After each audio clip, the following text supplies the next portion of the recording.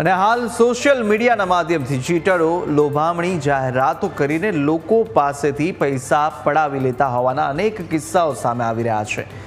તેવામાં પશ્ચિમ કચ્છ એસઓજીએ ઇન્સ્ટાગ્રામ પર 3 ગણા રૂપિયા કરી આપવાની લાલચ આપનાર સામે કાર્યવાહી કરી અને લોભામણી જાહેરાતોનો વિડીયો પોસ્ટ કરનાર 2 શખ્સો સામે ગુનો દાખલ કરીને એકની અટકાયત કરી છે। ઇન્સ્ટાગ્રામ પર ભાવિન પટેલ જે નામની એક આઈડી પર 3 ગણા રૂપિયા કરી આપવાની લાલચ આપતો અને વિડીયો પોસ્ટ થયો હતો, જે મામલે પોલીસે તપાસ કરતા રીલ ભુજના કેમ્પ એરિયામાં રહેતા આરોપી અબ્દુલ રઝાક રઉફ ઈરાયમાં અને ફૈઝાન ફિરોજ મોગલે બનાવેલી હોવાનું જાણવા મળ્યું હતું। પોલીસે આરોપી અબ્દુલ રઝાકની અટકાયત કરી પૂછપરછ કરતા તેણે ફૈઝાન ફિરોજ મોગલ સાથે મળીને છેતરપિંડી કરવાના ઈરાદે વિડીયો બનાવ્યો હોવાની કબૂલાત કરી હતી।